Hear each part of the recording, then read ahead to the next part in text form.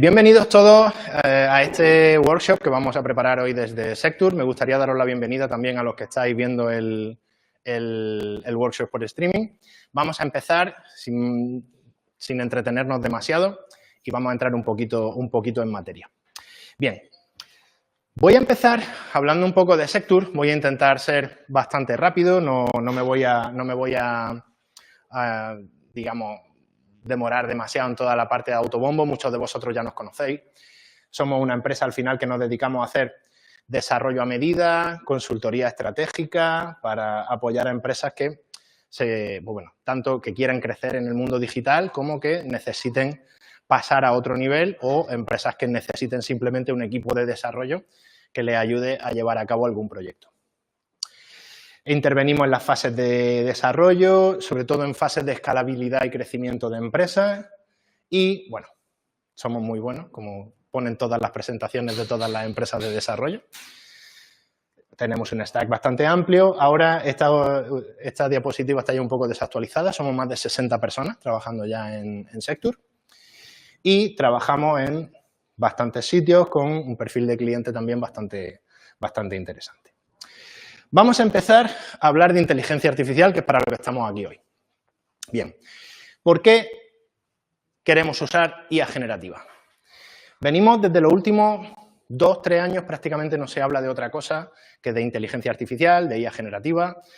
En todas las conferencias, ya sea CodeMotion, ya sea TechCrunch, lo que sea, parece que solo se habla de inteligencia artificial. Parece que a día de hoy todo hay que hacerlo con inteligencia artificial. ¿Por qué? Al final nos ahorra muchísimo tiempo y recursos, incrementa muchísimo la productividad, la velocidad a la que podemos innovar es muy alta y realmente una de las cosas más interesantes es que nos da una ventaja competitiva súper importante. Pero en ocasiones nos damos cuenta, o parece, por lo que podemos oír, que la inteligencia artificial va a ser capaz de hacérnoslo todo. Por eso siempre me gusta incluir este punto. No podemos esperar magia. ¿Qué ocurre con la inteligencia artificial? Hay una cosa súper importante y es que un sistema de IA a día de hoy no deja de ser un algoritmo de predicción de texto hiper sofisticado. Al final, con un modelo de IA, si la respuesta no la tenemos en la base de entrenamiento, el modelo no va a ser capaz de razonar y de encontrar una respuesta creativa. Todo eso que se dice de que la IA, por lo menos todavía, va a sustituir a los desarrolladores, nos va a hacer innecesario nuestro trabajo, no es cierto. Todavía. No sé dentro de 5 años qué pasará, pero a día de hoy la inteligencia artificial es solamente un sistema que nos permite manejar volúmenes de datos y procesarlos de una forma muy potente. O sea, podemos obtener unos resultados que parece que realmente el modelo que nos está dando esos resultados está pensando, pero realmente no es así. Si la respuesta no está en la base de entrenamiento, la IA no es capaz de encontrar la respuesta, ¿vale? Por eso no podemos esperar que una IA razone ni que nos dé resultados realmente creativos, como puede hacer una persona. ¿Cómo identificamos qué tipo de procesos podemos automatizar con IA? Necesitamos analizar muy bien, necesitamos identificar cuellos de botella. Y aquí hay una cosa que para nosotros es bastante importante. Una de las cosas a la hora de potenciar la IA dentro de una empresa es gente que realmente esté implicada directamente con el desarrollo de aplicaciones relacionadas con IA. Siempre hay alguien que impulsa esa IA. Pero bueno, al final, simplemente el mensaje es justo ese de ahí. Párate un momento y piensa qué es lo que quieres conseguir. Si no sabes lo que quieres conseguir, realmente no sirve de nada, como muchas veces que nos llegan a nosotros, o le llega a mi cliente y me llega gente diciendo, es que quiero implantar IA en mi empresa. Mi pregunta siempre es, vale, quieres implantar IA, pero ¿qué es lo que quieres hacer? No lo sé, quiero implantar IA. Hay que darle una vueltecilla más a eso. Bien, tenemos claro que queremos implantar inteligencia artificial. ¿Cómo podemos poner un poquito de orden en todo ese caos? Vale. Para mí, en esta diapositiva, esta quizás es una de las cosas más importantes. No nos podemos olvidar que al final aplicar algoritmos de inteligencia artificial no deja de ser un desarrollo. Y en un desarrollo casi siempre desde que yo soy desarrollador, que hace ya bastante tiempo, casi siempre lo más importante han sido dos cosas. De los que hay aquí, os diría, poner el foco en el dato y escoger bien la arquitectura. Para eso, lógicamente, tenemos que tener una estrategia clara y tenemos que organizar a los distintos agentes para que trabajen. Pero, al igual que en cualquier tipo de desarrollo, cuando queremos implantar una solución de inteligencia artificial, lo más importante es que sepamos qué datos tenemos y establezcamos qué arquitectura es la que nosotros necesitamos para, digamos, obtener esa solución a la que queremos llegar, ese caso de uso. Se habla mucho en IA de casos de uso. Hay que tener muy claro cuál es el caso de uso y cómo queremos llegar a ese caso de uso. Para eso, justo tenemos que tener lo que os mencionaba, saber qué queremos conseguir exactamente. Ese caso de uso para nosotros tiene que ser algo realmente que nos aporte mucho valor y tiene que ser algo realmente tangible, algo que podamos medir, algo que tenga un resultado claro. Puede ser el típico chatbot de soporte del que se habla tanto, puede ser una aplicación para generar presupuestos de forma automática, puede ser un asistente que nos ayude con el onboarding de nuevos empleados. Hay miles de casos de uso, pero hay que tenerlo muy claro. Y luego, en este punto también, justo donde estamos hoy, con inteligencia artificial, casi es más importante tener un primer prototipo con el que poder empezar a trabajar de forma más o menos rápida que realmente sacar la super aplicación, porque a la velocidad también que está mejorando y avanzando la IA, si le coges demasiado cariño, como digo aquí, a tu roadmap, probablemente dentro de 6 meses tu roadmap ya no sirva para nada, porque todo lo que estás utilizando está obsoleto. Los modelos han salido modelos nuevos, hay nuevas aplicaciones, incluso muchas de las aplicaciones que tú estás intentando aplicar, de pronto se han convertido en un estándar y ya no te sirven a ti, ya no merece la pena seguir invirtiendo tiempo y en algo que se puede solucionar de forma sencilla. Este punto de poner el foco en el dato, ¿a qué me refiero con él? Una de las cosas que a día de hoy se está demostrando que son realmente algo que aporta muchísimo valor a una empresa es lo que ya se conoce como una base de conocimiento. ¿Qué es una base de conocimiento? Bien, esta base de conocimiento, uno de los principales problemas que siempre hay en empresas, sobre todo en empresas grandes, es cuando tú llevas 15 años almacenando documentos, llevas 20 departamentos, cada uno de ellos con sus propias documentaciones, toda esa información normalmente, cuando depende de las personas, suele estar bastante desestructurada, suele ser muy complicado encontrar esa información, suele ser muy difícil. Localizarla suele estar mal estructurada y suele depender mucho de las personas que están en ese departamento. En el momento en el que hay una persona que lleva 10 años trabajando en una empresa, esa persona cambia de trabajo, prácticamente la mayoría de la información que gestionaba esa persona, aunque siga en la empresa, parece que desapareciera. Ya no existe. Nadie sabe qué hay ahí, nadie sabe de dónde sale eso, nadie sabe para qué sirve toda esa documentación. Una base de conocimiento nos ayuda a gestionar todo eso. Y no solo nos ayuda a gestionar eso, sino que nos ayuda a poder aprovechar adecuadamente esa información, poder sacarle partido y poder sacarle valor. ¿Cómo? A través de bases de datos vectoriales. Esto vamos a entrar ahora un poquito más en detalle, pero bueno. Una de las cosas que creo que al principio, cuando empiezas a trabajar con IA, cuando empiezas a trabajar en este tipo de proyectos, te das cuenta o piensas que realmente hay como una especie de magia oscura por detrás que gestiona todo esto. Hay como una especie de cerebro que mágicamente encuentra las cosas. Eso no existe, no es así. Realmente, a la hora de trabajar con inteligencia artificial, necesitamos, al igual que con cualquier otra base de datos, necesitamos modelar esa base de datos. Necesitamos encontrar qué información necesito estructurar y cómo necesito estructurarla. Y necesito hacer esto en función de cada uno de mis casos de uso. Necesito saber exactamente qué información es la que necesito, qué objetivo es el que quiero cumplir y cómo tengo que estructurar esa información para llegar a que la inteligencia artificial funcione rápido. Hoy vamos a ver algunos ejemplos de esto, por ejemplo. Esto es algo que estoy viendo mucho desde hace un año, precisamente trabajando con lo que se llaman arquitecturas de inteligencia artificial y utilizando herramientas tipo N8N, tipo cualquier sistema de agentes que podáis oír. En todos esos sistemas, si os fijáis, siempre hay una fase de implementación que lleva bastantes tareas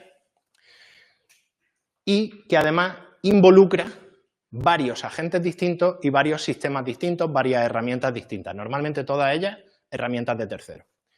Además de la fase de implementación necesitamos una fase de orquestación.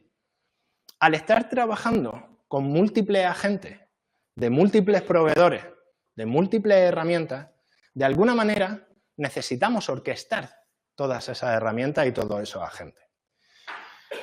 Necesitamos definir esos agentes, necesitamos definir esas herramientas. Y además necesitamos integrar con un montón de APIs. ¿Qué implica todo esto? Esto es lo que se están llamando muchas veces estos modelos agénticos, ¿vale? ¿Qué ocurre? No sé si a vosotros os lo parece. A mí esta arquitectura me parece una locura. De momento que una aplicación empieza a crecer un poquito, esto se vuelve muy difícil de manejar. Gestionar los errores de cada uno de ellos. Mezclar los modelos para que la respuesta sea coherente. Conseguir que todo esto funcione justo como tú quieres, se vuelve muy, muy complicado. Para ello, una de las cosas que yo cuando empecé a trabajar en proyectos de IA realmente y vi ese tipo de herramientas y ese tipo de soluciones, una de las cosas que me venía a la cabeza es, vale, si al final yo lo que necesito es trabajar con algún tipo de bases de datos, ¿cómo puede ser que no tenga control sobre mis datos? ¿Cómo puede ser que parte de mis datos estén en OpenAI, parte de mis datos estén en N8N, parte de mis datos están en otro sistema agéntico? ¿Por qué no puedo tener una base de datos que me unifique todo esto? ¿Por qué no puedo yo controlar un poco todo este caos? Para eso, al final a mí siempre me gusta trabajar, me gusta pensar a nivel de arquitectura. Quizá porque soy un programador bastante vago, no lo voy a negar, y siempre me ha gustado sacar aplicaciones rápido y que no llevaran tampoco demasiado trabajo, ¿no? Es decir, vale, esto, cuando algo se vuelve muy complejo, ya es como, seguro que se puede hacer mejor, seguro que puedo reducir, seguro que puedo simplificar todo esto. Para eso, claro, para establecer esa arquitectura también, una de las preguntas que siempre nos queremos hacer es, ¿hasta dónde quiero que llegue esta aplicación? ¿Cuánto quiero escalar? Aquí, algunos de vosotros trabajáis en proyectos que a lo mejor van a manejar varios cientos de personas, con lo cual la arquitectura, con una arquitectura muy simple, y algunos de vosotros trabajáis con proyectos de millones de personas que necesitas una arquitectura mucho más compleja. Entonces, al final es, yo tengo un proyecto, yo tengo unas necesidades. Voy a intentar adaptar esa arquitectura a mis necesidades, no voy a intentar trabajar con la arquitectura mágica, que todo lo haga.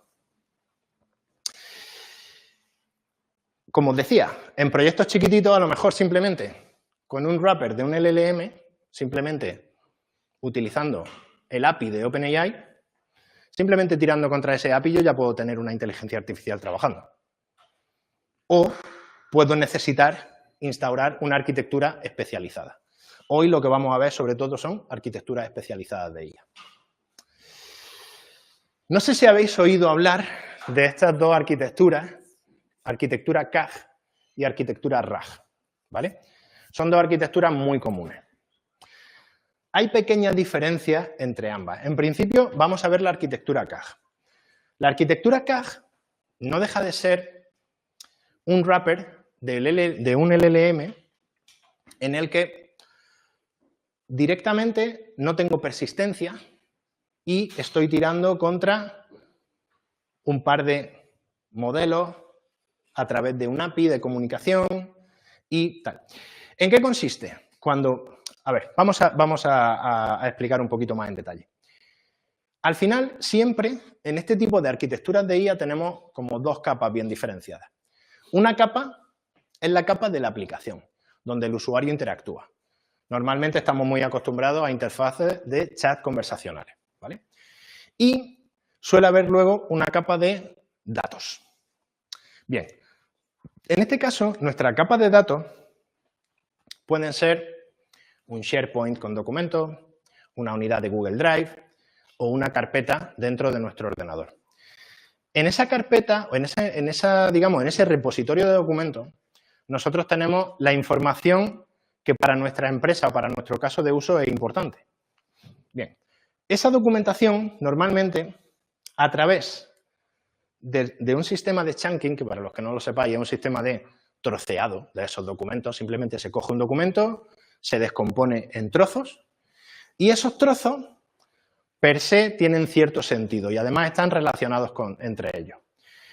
Aquí, todo esto, cada vez que se produce una petición, directamente los documentos se dividen en distintos trozos, esos trozos que se consideran relevantes se le envían a un LLM y ese LLM nos genera una respuesta a través de la información que tenemos de esos documentos. Es como una especie de caché. De hecho, CAG significa Caché Augmented Generation, ¿vale? Es como generación aumentada en caché. Esta arquitectura es una arquitectura bastante simple que nos permite conseguir ciertos resultados y que además ahora está bastante de moda porque los modelos fundacionales, los LLM, cada vez tienen una ventana de contexto mayor. Todos sabéis lo que es la ventana de contexto. No, si hay alguien que no lo sepa. Esa ventana de contexto, al ser mucho más grande, me permite que le pueda yo enviar al LLM volúmenes de información cada vez más grandes.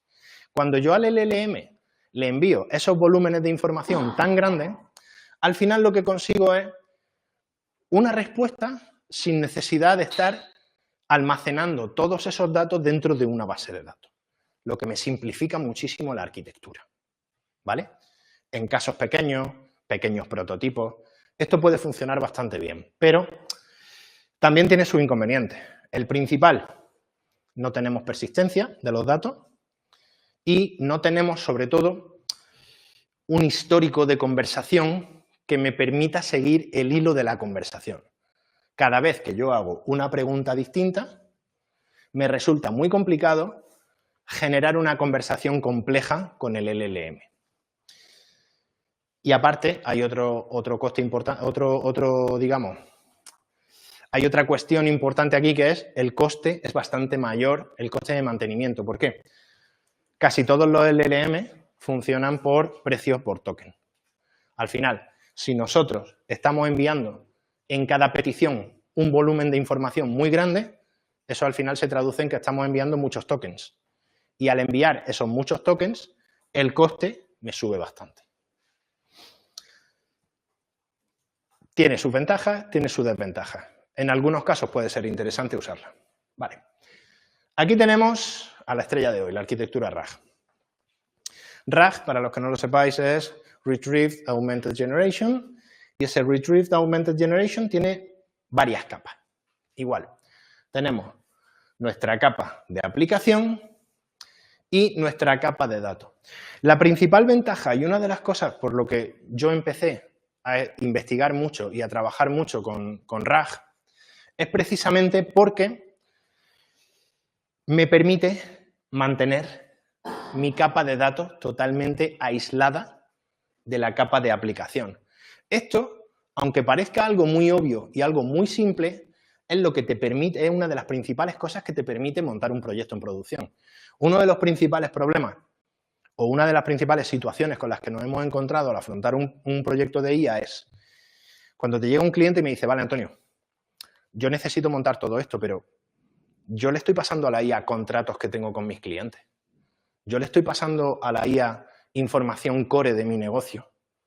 Yo no puedo lanzar eso contra un API de OpenAI.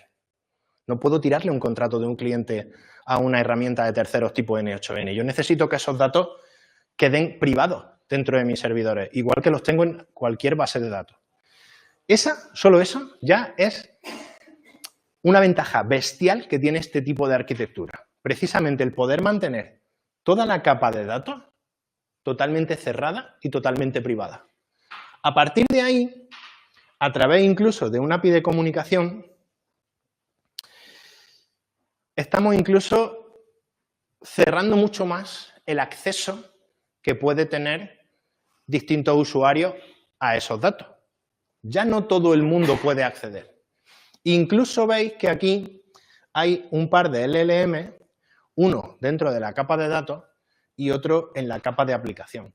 Otra de las cosas importantes de esta arquitectura es la inteligencia artificial que hay en la capa de datos jamás se comunica con las capas de fuera.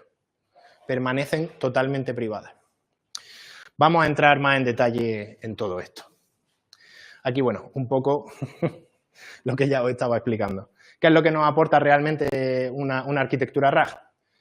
Una capa de datos privada que no está expuesta a terceros, control sobre el acceso a la información, control total sobre el modelado de la base de datos, porque esta es otra cosa súper importante, flexibilidad a la hora de escalar y añadir casos de uso, facilidad para integrarla con otros sistemas y reducción e incluso eliminación de alucinaciones.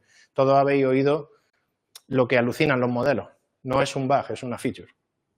Pero esa alucinación, claro, el cambio principal se produce en el momento en el que estamos trabajando con un sistema no determinista. Si tú le haces 5 veces la misma pregunta a un LLM, las 5 respuestas van a ser diferentes. Ligeramente, pero van a ser distintas. Utilizando este tipo de arquitectura, por lo menos conseguimos que el LLM se ciña a la información de la que disponemos. Yo siempre a los clientes con los que hablo les pongo casi siempre más o menos el mismo ejemplo, y es, tú puedes estar hablándole de tus contratos, de tus clientes y de lo que tú necesitas, pero si tú le preguntas a tu aplicación que cuánto Wimbledon ha ganado Rafa Nadal, no tendría que responderte, tendría que decirte no tengo esa información, ¿vale? Bien, aquí vamos a entrar un poquito más en detalle a cómo funciona el flujo de trabajo de esta arquitectura RAG. Esta arquitectura RAG, el principal componente es esta base de datos vectorial. Y aquí sí que me gustaría hacer un poquito de inciso. Hay muchas bases de datos vectoriales en el mercado. Cuando realmente queremos sacar potencia de este tipo de arquitectura, necesitamos control sobre esa base de datos. Una base de datos vectorial, aunque pueda sonar como algo muy innovador, etéreo, no deja de ser una base de datos relacional. Es una base de datos relacional. Nosotros, a día de hoy, por ejemplo, la mayoría de los proyectos los estamos haciendo con Postgres. Postgres es una base de datos relacional y tiene un tipo de campo específico que son vectores. Ya está. Eso es una base de datos vectorial. No tiene magia, no tiene motores extraños funcionando. No, simplemente es una base de datos relacional con un tipo de campo vector que te permite y te ayuda a hacer búsquedas semánticas por esa vectorización. No voy a entrar en cómo funciona un campo vectorial porque no creo que sea hoy el objetivo. Vale, ese es el principal componente de esta arquitectura, esa base de datos vectorial. Pero para conseguir esa vectorización, para conseguir esos vectores de los que estamos hablando, hay dos componentes que son súper importantes. Y quizá el más complejo de todos es la ingesta de los datos. Casi siempre, cuando vamos a trabajar en un proyecto de IA, vamos a trabajar con un dataset. Ese dataset pueden ser documentos, pueden ser imágenes, pueden ser vídeos, pueden ser audios. A día de hoy, la información, las bases de datos ya la admiten de forma multimodal, o sea que podemos meterle prácticamente cualquier cosa. Lo importante no es la información, lo importante es cómo tratamos esa información antes de meterla en la base de datos, cómo la convertimos en vectores para que a nosotros nos sirva. Y esta fase de ingesta, que le pregunten a Antonio si mola la fase de ingesta, esta fase de ingesta al final, prácticamente de todo lo que vamos a ver es la que más trabajo requiere, porque necesitamos tener en cuenta qué caso de uso es el que vamos a aplicar, coger la información y encontrar la manera de modelarla y ajustarla para nuestro caso de uso concreto y para que las respuestas sean respuestas de calidad y respuestas efectivas, ¿vale? Eso es súper complicado en realidad, porque incluso la misma información puede necesitar que la tratemos de forma diferente para distintos casos de uso. Ahora lo vamos a ver un poquito más en detalle. Ahora, una vez que hemos realizado esta ingesta, necesitamos precisamente de todos esos documentos, Excel, PDFs, Words, imágenes, audio, vídeo. Toda esa información necesitamos trasladarla a un formato que esté normalizado y que sea comprensible para nuestra base de datos. Y una vez que la tenemos en ese formato normalizado, es cuando la vectorizamos. Incluso, muchas veces es necesario que esa vectorización sea diferente para cada uno de los casos de uso. Parece que cuando hablamos de IA y hablamos de un LLM. No hay un LLM, hay muchos LLMs que se utilizan. Este, por ejemplo, se hace directamente, ahora lo veremos en una diapositiva posterior. Cada tipo de dato, cada caso de uso incluso, se utiliza un modelo diferente, que vectoriza de forma diferente. Bien, una vez que ya hemos conseguido indexar todos los datos, esto lo oiréis también mucho, lo de indexar los datos. Al final, esa vectorización, indexamos esos datos dentro de nuestra base de datos. Y ya tenemos una base de datos vectorial con una serie de campos de vectores asociados a otros campos dentro de esa base de datos. Bien, a partir de ahí se procesa la respuesta. Esta es la fase de augmentation, ¿vale? Dentro del RAG. Esto sería el retrieve y esta parte sería la augmentation. ¿En qué consiste esto? Cuando nosotros hemos conseguido extraer esos datos, hay una serie de LLM o agentes de inteligencia artificial, ahora se está llamando sobre todo agente a esta parte, en la que obtenemos a través de esa búsqueda semántica, a través de esos vectores que nos dan la similitud con respecto a lo que estamos buscando, a partir de esos vectores obtenemos una serie de fragmentos. Realmente una base de datos no te da una respuesta. Una base de datos lo que te da es un montón de fragmentos con un score que a ti te permiten, oye, con lo que tú estás buscando, esto es lo que creo que más se parece. Esos son las búsquedas por similitud. Los datos que tú obtienes al final es un conjunto de fragmentos que pueden estar relacionados con lo que tú le has pedido o la query que tú le has hecho. Para eso incluso lo que os decía, para cada caso de uso distinto, voy a utilizar también un agente distinto para obtener esos fragmentos. Y esos fragmentos es lo que posteriormente voy a pasar a la fase de generación, ¿vale? Ya tenemos el retrieve de los datos, tenemos el augmentation de los datos, incluso una cosa que no he mencionado aquí, para llegar a la fase de generación, es muy posible y muchas veces recomendable que este agente no solo se quede con esta información que ha obtenido de los fragmentos, sino que haga una búsqueda de Internet, por ejemplo. Puede haber un agente que simplemente se dedique a buscar información en Internet. O puedo coger datos de otra carpeta que tengo. Aquí ya las posibilidades son muchísimas. Y además, cuando pasamos a la fase de generación, la fase de generación es casi una fase de estructurado de la respuesta. Normalmente una de las cosas que nos pasan es, con cada uno de los clientes o en cada uno de los proyectos o incluso en cada uno de los casos de uso, necesito que la respuesta me venga de una forma distinta. Yo necesito coger esta información y estructurarla o formatearla de una cierta manera. Si yo lo que voy a ofrecer es un documento de texto, un informe, voy a generar ese informe con una cierta estructura. Hay una serie de agentes que me hacen eso. Puede ser que lo que yo tenga que sacar de aquí sea un audio, una respuesta de voz. Tendré otro agente que una vez que tengo la respuesta formateada, la va a pasar por otro modelo y la va a locutar. Igual, tenemos muchísimas posibilidades, pero la estructura es más o menos esta. Hago el retrieve de la información, aumento esa información, mejoro, enriquezco, sería quizá la traducción, enriquezco esa información y genero una respuesta que sea comprensible para la persona que la va a obtener. Esto no es comprensible, esto sí. Y aquí es donde muchas veces está la magia de la IA, la forma en la que te da la respuesta. Aunque luego no es en realidad una de las partes más sencillas de construir. Vale, y ahora, eso es arquitectura RAG básica, y os estoy hablando de arquitectura RAG, pero a día de hoy ya no es arquitectura RAG. A día de hoy ya es arquitectura de agentes. Al final, ¿qué es lo que tenemos? Nuestra capa de datos con agentes de chunking, con agentes de vectorización, con agentes de indexación, con agentes de ordenación, con agentes de búsqueda.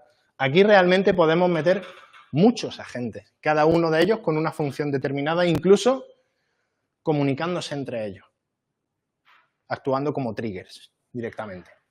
Y nuestra capa de aplicación, igual, se ha convertido en una capa de agente.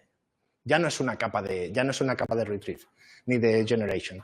Ya es una capa de agente en las que incluso nosotros, por ejemplo, ya una de las cosas que estamos implementando, que estamos haciendo en estos últimos 3 meses, tampoco nos vamos a ir mucho más atrás, es incluir agentes de clasificación. Agentes que su única función es, cuando llega un usuario y pregunta algo a la IA, hay un agente que coge esa pregunta y dice, vale, esta pregunta es de este tipo y tengo que pasársela a este otro agente porque es el que me va a responder mejor a esta pregunta. Dependiendo de la pregunta que haga, los tipos de respuestas pueden ser totalmente distintos. Ese agente de clasificación es cada vez más importante. Incluso ese agente de clasificación que luego pasa a determinados tipos de agentes para obtener ciertas respuestas, este agente luego, el último paso antes de mostrar la respuesta al usuario, el último paso muchas veces incluso es un agente de chequeo, un agente que dice, vale, esta es la respuesta que me has dado. Ahora, voy a comparar esta respuesta con lo que tengo en la base de datos para ver si lo que estoy sacando se corresponde con la información o no, o tengo que darle otra vuelta. Es como decir, vale, antes de hablar voy a contar hasta 10. Voy a contar hasta 10, voy a volver a pensar lo que voy a decir y a lo mejor me lo repienso y respondo de otra forma. Sería una especie de double check en algunos proyectos, ¿no? Que es también bastante útil. Al final, yo aquí lo defino como tener a una legión de trabajadores trabajando 24/7. Aquí podemos hacer 1000 cosas, 1000 automatizaciones distintas. Desde lanzar un agente cuando se reciba un correo, ese correo con una petición puedo derivarlo a otro agente que me genera una tarea de cierto tipo y esa tarea de cierto tipo puedo intentar lanzar una respuesta preliminar, puedo determinar que la IA en este momento del proyecto no está capacitado como para responder a eso, pasarlo a un agente humano. Ya el juego que podemos tener aquí es brutal, brutal. Vale, y ahora toda esta teoría está muy bien, pero ¿qué es lo que se puede hacer exactamente, no? O sea, no me hables de un chatbot de soporte, que es lo que todo el mundo dice, todos los vídeos del mundo son de chatbot de soporte. Vale. Una de las cosas para las que a nosotros nos están pidiendo muchísimo este tipo de proyectos es para onboarding y consultas de documentación. Hace poco, por ejemplo, hemos hecho un proyecto que ha ganado un premio, además, en la MotorTech de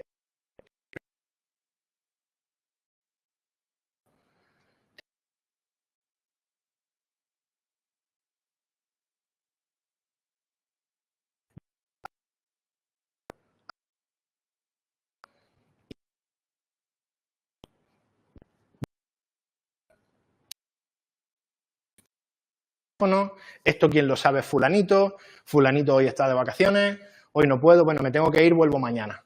Mañana vuelvo, resulta que no he podido o tengo que volver la semana que viene.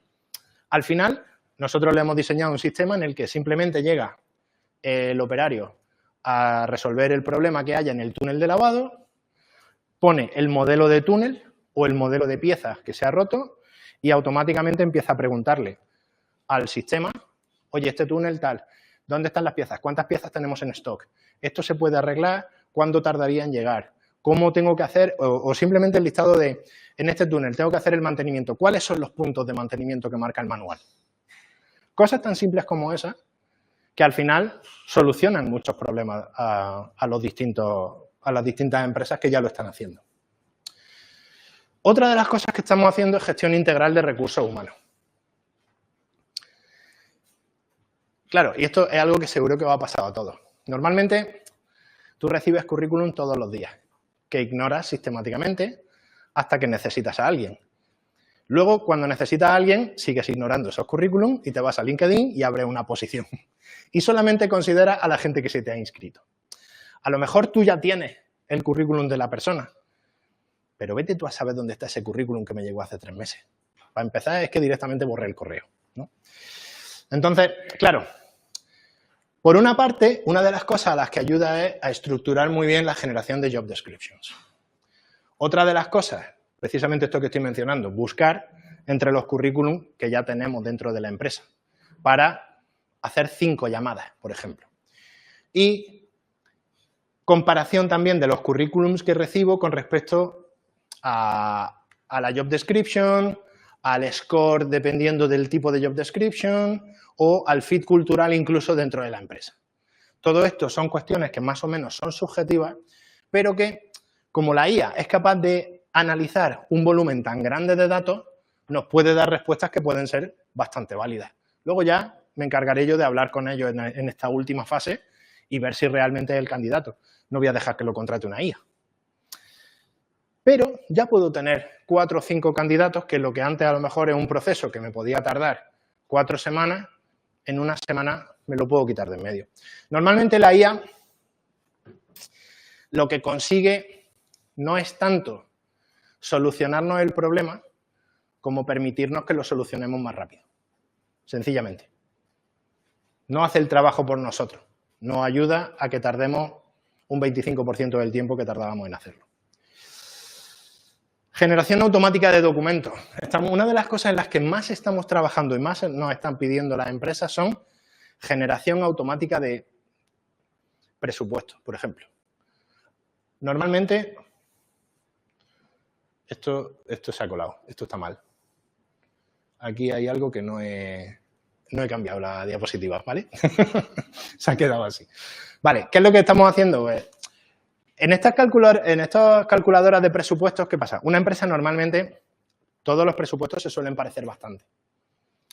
Al final tiene una base de presupuesto brutal si lleva 5, 10, 15 años trabajando. Pues analizando todos esos presupuestos pasados te puede ayudar mucho a generar presupuestos futuros.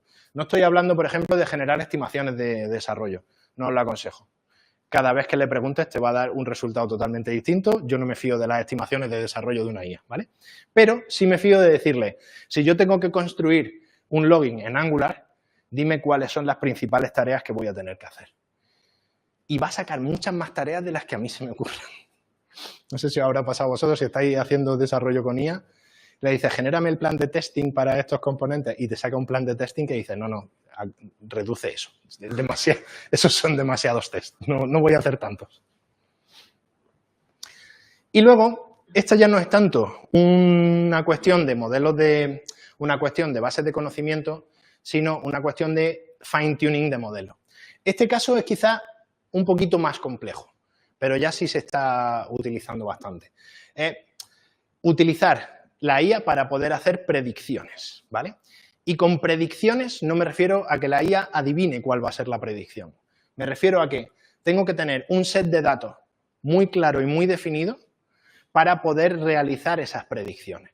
Si yo soy capaz de alimentar a la IA con un set de datos que a mí me permita llegar a una serie de resultados, o no tanto llegar a un set de resultados exactos, porque esta es una de las cosas que remarco, sino, ok, os pongo un ejemplo claro, ¿vale? Una empresa de valoración de empresas que, bueno, estamos hablando con ellos y tal, y una de las cosas que ellos nos decían es, no, a mí me gustaría que la IA fuera capaz de valorar una empresa por sí sola.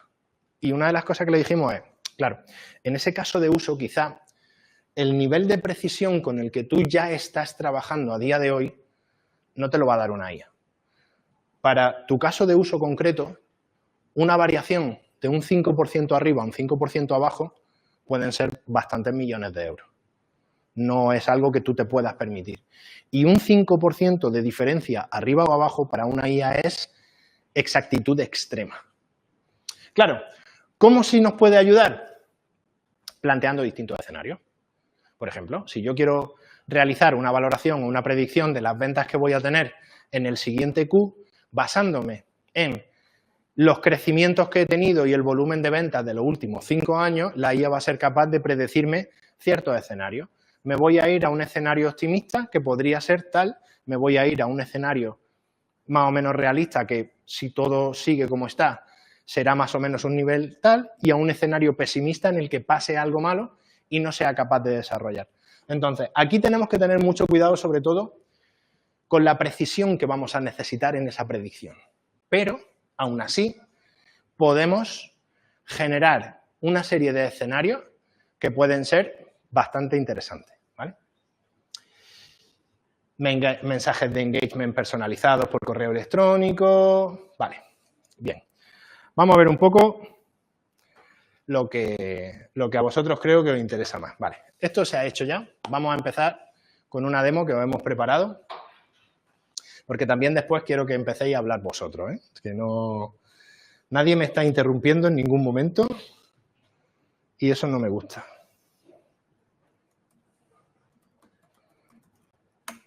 Vale. Esto que tenemos aquí es una pequeña demo que precisamente cubre algunos de los casos que nos habéis comentado. ¿No se está compartiendo? Sí, ¿no? Ah, está con el delay. Está con el delay, vale. Bien, bueno, nos hemos currado una demo y todo para la sesión de hoy, ¿eh? O sea, esto está hecho ad hoc para vosotros. Vale. Al final, a día de hoy, muchas veces una base de conocimiento se traduce en esto. Una serie de chats conversacionales. Esta es la interfaz más normal que podemos tener. Aquí, fijaos que, bueno, de hecho, debéis haber recibido todo. Si os registrasteis con el correo, debéis haber recibido un correo aproximadamente hace media hora, más o menos, con un usuario y una contraseña para entrar aquí, en rag.sectur.com. Vais a tener una semanita o así para probarlo. Tened en cuenta también que es una herramienta bastante simple. Ahora os voy a explicar cómo funciona, ¿vale? Vale, cuando vosotros vengáis a la demo, fijaos que aquí vais a tener un sitio donde podéis procesar archivos. En realidad lo hemos dejado solamente para archivos PDF para que no se os vaya, no vayáis a meterle imágenes porque no las va a reconocer, ¿vale? Este no está preparado para imágenes. Pero bueno, vosotros vais a poder indexar documentos de menos de 5 megas. Entonces, si simplemente elegís un archivo PDF, este mismo, por ejemplo. Esto es un PDF, que no sé lo que será. No, este no es. Bah, da igual, si no lo voy a mostrar. Vale, aquí, cuando proceséis estos archivos, os va a mostrar esto y os va a decir que está el archivo indexándose dentro de la base de datos y tal. Si queréis, mientras tanto, podéis volver al otro sitio. Si os fijáis, en los chats tenemos 3 tipos de búsqueda, ¿vale? Tenemos 3 tipos de búsqueda. Tenemos búsqueda semántica, tenemos búsqueda de candidatos, que esta no os va a aparecer a vosotros.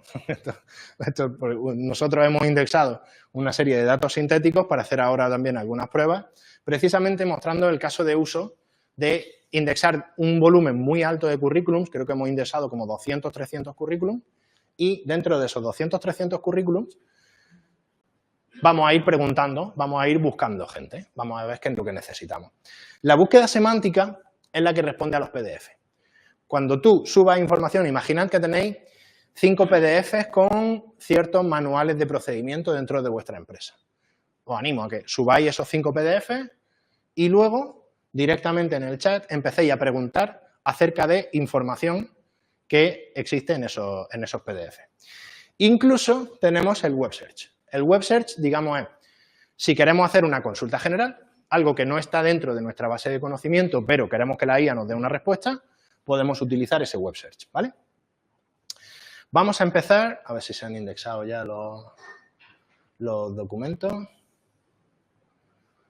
Esto de mirar en otra pantalla, sí, ya están los 2 documentos indexados, ¿vale? Vale, pues nos volvemos al chat. Empiezo por la búsqueda semántica y le digo, por ejemplo, ¿cuáles son los principales objetivos de cPortal? ¿Vale? Bien.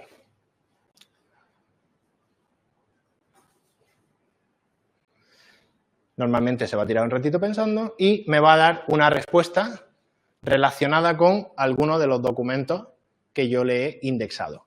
Esto normalmente está ahí, o sea que te va a dar ahí información de todo esto, ¿vale?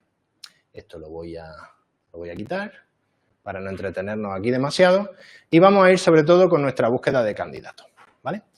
Nuestra búsqueda de candidatos, ¿en qué consiste? Como he comentado, nosotros hemos generado aquí una base de conocimientos con datos sintéticos de 200, 300 personas que supuestamente están trabajando en nuestra empresa. ¿Para qué puede sernos esto útil? Pues bueno, a la hora de, por ejemplo, montar un equipo de desarrollo, si nosotros queremos montar este equipo de desarrollo, necesitamos desarrolladores de back, desarrolladores de front, desarrolladores de una tecnología en específico. Por ejemplo, vamos a preguntarle, dame 3 desarrolladores de Java que tengan más de 5 años de experiencia en el equipo. Cuando nosotros lanzamos esta pregunta, en este caso, hay una serie de agentes que están primero clasificando esta petición que nosotros le acabamos de hacer a nuestra base de conocimiento. Con esta petición, los nombres van a ser guay, porque los nombres están generados sintéticamente, ninguno de ellos es real, y para evitar cualquier confusión, son nombres muy raros.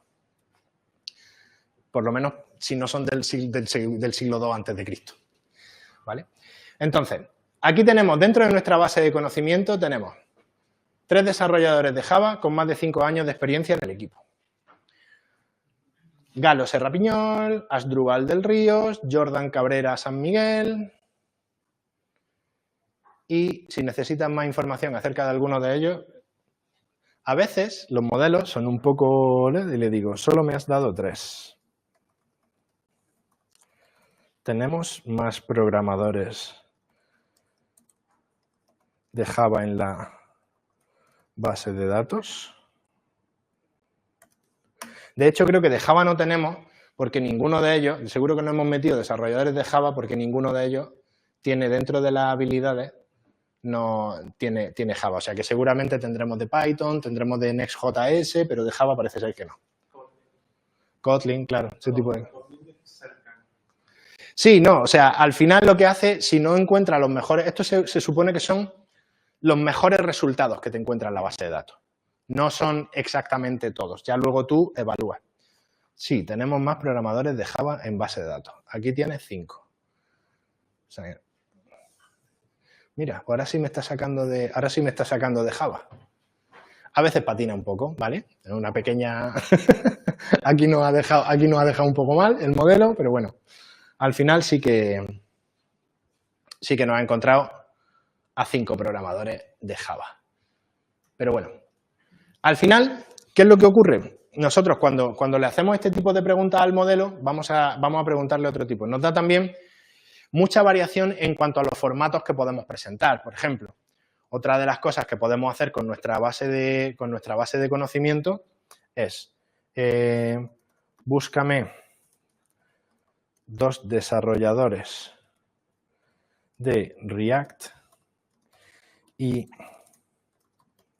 Muéstrame la información en forma de tabla. ¿Vale? Quiero que me la estructure la información de una cierta manera, si necesito más desarrolladores para poder comparar mejor, podemos definir mucho más los formatos. Si nosotros tuviéramos que implementar esto siguiendo código normal y corriente, esto ahora he estado por hacerlo. Vale, aquí nos toca la información que hemos... Si nosotros tuviéramos que implementar todo esto realmente a través de código normal y corriente, todo esto nos llevaría muchísimo tiempo desarrollarlo, que fuera capaz de entenderme, que fuera capaz de sacarme tablas. Al final, un poco lo que estamos consiguiendo con este tipo de arquitecturas, con este tipo de bases de conocimiento es empezar poco a poco a conseguir distintos tipos de interfaces, ¿vale? Una de las cosas con las que la inteligencia artificial nos está sorprendiendo es lo rápido que se está adaptando muchísima gente a trabajar con otro tipo de interfaces que no es la típica interfaz de tabla y formulario. Ya somos capaces de obtener información de forma mucho más específica, de forma mucho más dinámica y con estructuras muy diferentes a lo que estamos acostumbrados a trabajar en todo momento, ¿no? Vale. ¿Alguien se atreve? ¿Alguna pregunta? Que no sea yo solamente el que estoy aquí. ¿Estáis todos muy callados? ¿Le podemos preguntar Sí. por qué no ha sacado el de Java al principio? Seguramente nos va a decir cualquier cosa, pero bueno, vamos a intentarlo, a ver qué sale. ¿Por qué no me has sacado al principio 5 programadores de Java? Esto no tengo ni idea de lo que va a contestar. Por eso, Así te lo digo. Seguramente va a contestar porque aquí, claro, al estar, seguramente nos dirá que no tiene esa información o algo así. Pero bueno, vamos a ver, que lo mismo nos sorprende.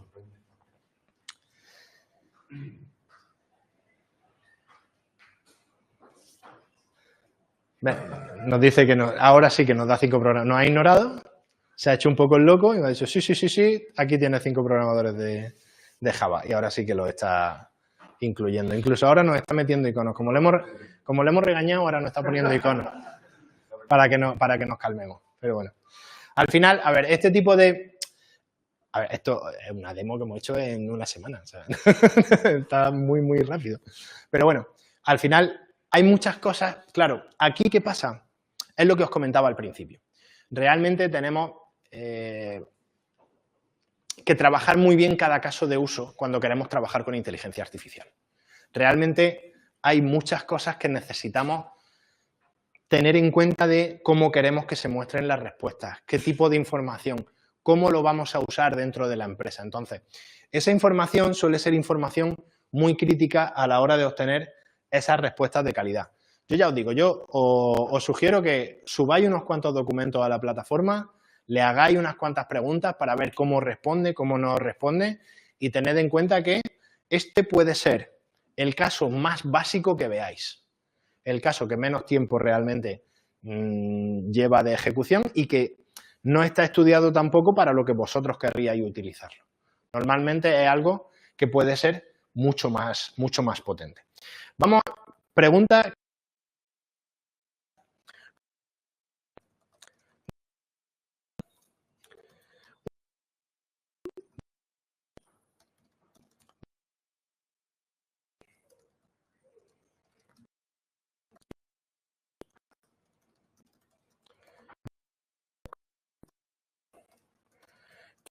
¿Me sugieres que tenga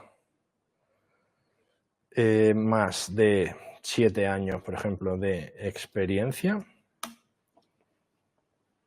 Aquí ya podemos incluso mezclarle preguntas bastante más complejas. Esto podríamos desarrollarlo muchísimo más. Podríamos incluso hacer que nos pusiera, una de las cosas que normalmente nos suelen pedir mucho en este tipo de casos es inclúyeme un enlace al currículum. O sea, si me saca o si estoy trabajando con una cierta información, sácame la referencia de dónde has sacado y dime dónde está precisamente el documento al que yo puedo ir para consultar eso, ¿vale? Entonces, aquí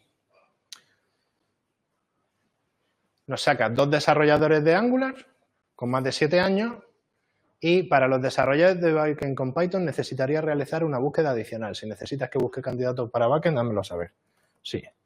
Busca candidatos también para backend con Python.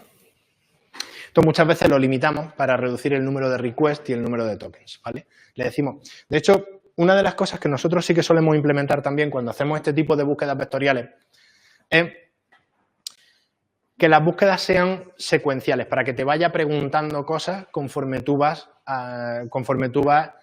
digamos, investigando cada vez más dentro de la herramienta, para que, digamos, hacer muchas veces los procesos por pasos. Eso ayuda muchas veces a tener, digamos, mejorar las respuestas y obtener mejores resultados también, mucho más depurados. Aquí ya no nos ha sacado 2, se lo ha pasado un poco por el forro, pero este en concreto, una de las cosas que sí que quería mostraros es, en este caso no está implementado. Esta, por ejemplo, es la diferencia de cuando tú en una herramienta de inteligencia artificial, normalmente una de las cosas que siempre intentas añadir a la búsqueda o a la petición que estás haciendo, intentas añadir siempre un resumen del resto de la conversación para dar contexto, ¿vale? Esto que está pasando aquí, le he dicho, sí, busca candidatos para Python, realmente lo que está haciendo, y es una cosa importante, está ignorando, esto lo hemos hecho a caso hecho, está ignorando toda la parte anterior de la conversación. No está siguiendo el hilo de la conversación. Esto es lo que os comentaba antes. Es muy importante que cuando luego estás teniendo una conversación dentro del mismo chat, hagas un resumen de la conversación previa, la vuelvas a enviar también como contexto para que no solo te responda a la última pregunta, sino que tenga en cuenta todo lo que vienes hablando. Aquí también hay un punto importante cuando trabajas con bases de conocimiento y es que cuando hay un cierto punto en el que cuando la conversación se empieza a hacer muy larga, precisamente ese contexto empieza a ser demasiado grande. Y al hacerse ese contexto demasiado grande, necesitas limpiarlo y empezar una conversación nueva, ¿vale? Porque otra de las cosas que sí que estamos viendo es precisamente que cuando empiezas a hablar mucho, el contexto se va ampliando y la búsqueda empieza a ser cada vez menos precisa, porque empieza a tener muchas más cosas en cuenta. Esto sí que está directamente relacionado con toda la parte de búsquedas vectoriales. Al final, 2 vectores, simplemente lo que se hace una búsqueda es de cercanía de esos vectores. Y estamos tratando con vectores de muchas dimensiones. Cuando trabajamos con, esto ya es un poquito más teórico, cuando trabajamos con contextos muy amplios, ¿qué ocurre? Las distancias entre los distintos vectores de la base de datos tienden a parecerse bastante. Y al parecerse bastante esas distancias, la IA no es capaz de determinar cuál de las respuestas es la mejor.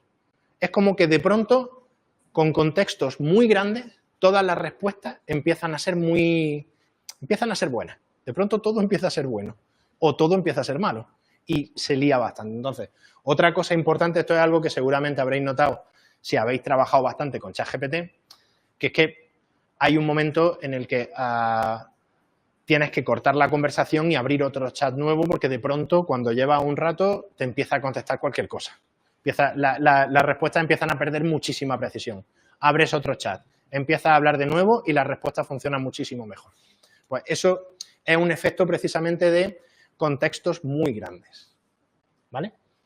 Y luego, antes de pasar a la parte ya más de preguntas y networking que quiero tener con vosotros, os quería enseñar un pequeño tip de algo que esto sí que está muy en desarrollo, pero que nosotros creemos que las interfaces van un poco en esta dirección.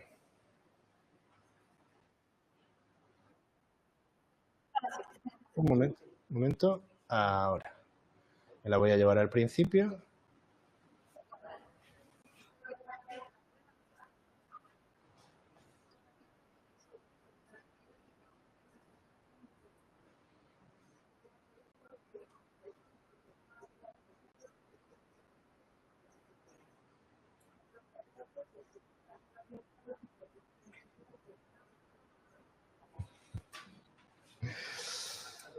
Esto es bueno, aparte de la última paranoia que me entró a mí hace un tiempo, al final lo que sí que estamos observando es que para la mayoría de la gente lo que resulta muy cómodo es simplemente hablar con otra persona. Una interfaz de chat empieza a ser bastante pesada, se pierde tiempo, se pierde precisión cuando tienes que explicar algo con párrafos muy largos o tienes que dar un contexto muy grande. Nosotros, una de las cosas que son bastante importantes a la hora de trabajar en este tipo de proyectos de IA también, por ejemplo, con este tipo de arquitecturas, es abstraer también mucho a todos los usuarios de la complejidad del prompting. Hacer prompting es complicado.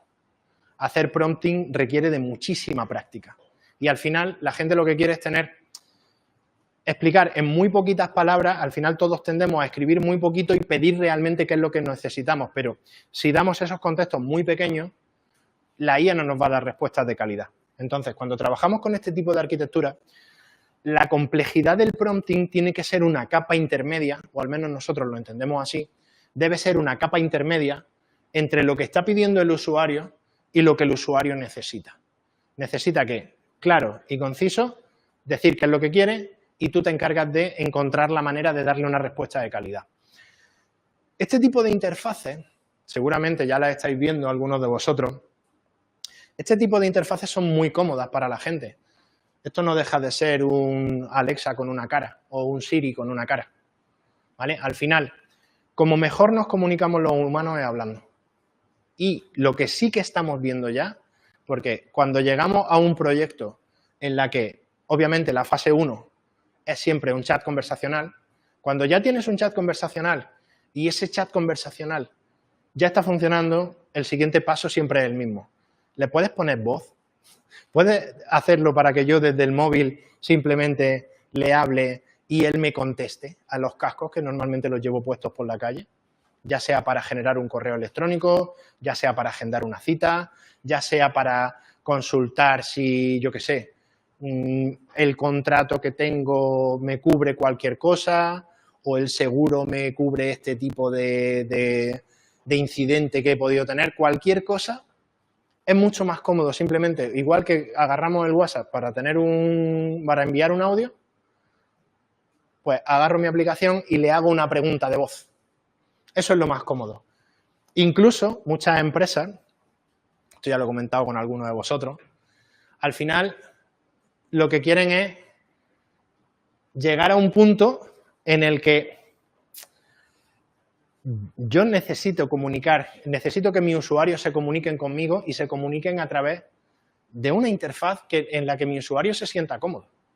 Al final yo siempre digo lo mismo, o sea, ¿preferirías hablar con un asistente que puedes llamarlo en cualquier momento, que sabes que te va a contestar en un tiempo razonable, o prefieres llamar a un número de teléfono que te va a estar sonando la novena de Beethoven durante 3 minutos y medio, mientras luego tienes que darle pulsa 3 si quieres hablar con uno o pulsa 2 si quieres hablar con otro?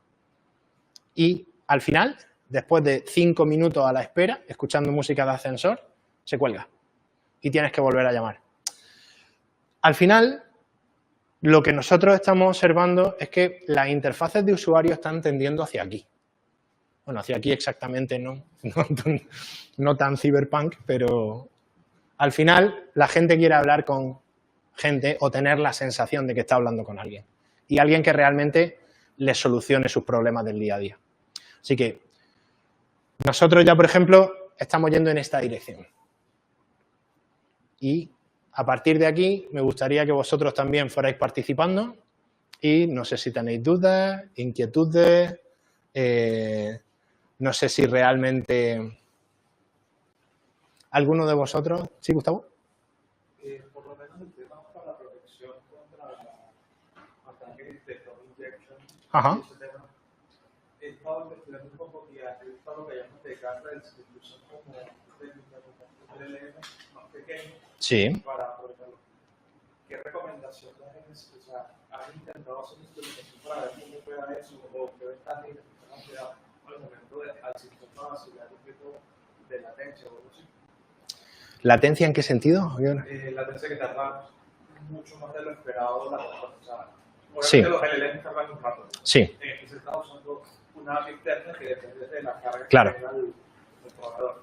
Claro. Por lo menos, si le damos un sistema de reglas al inicio con otro LLM más pequeño, el tema de lo que pueda tardar la respuesta puede ser muy... Normalmente, para eso, ya muchas de las APIs te solucionan el problema en el momento en el que te permiten hacer streaming de la respuesta. O sea, realmente no necesitas que la respuesta se haya formado entera. Normalmente, cuando tú tiras contra el API, muchas de las APIs ya te permiten streamear esa respuesta. De momento que el LLM ha empezado a desarrollar la respuesta, ya te la está enviando, mientras sigue pensando por detrás. De esa manera, la fluidez es mucho mayor y puedes trabajar de forma mucho más cómoda. ¿Sí? ¿Tu nombre no...? Diego, cuéntame. Cuando estás hablando de lo de RAC, se veía que era como un sistema cerrado. Sí. Que por eso tenías la ventaja que, bueno, puedes trabajar en una empresa seria, o sea, que no hay problemas con los datos y eso. Claro. Pero mi duda va un poco por, o sea, sigues pasando por un LLM, o sea, Sí. sigues pasando, por ejemplo, por OpenAI y ahí es que van las cosas o...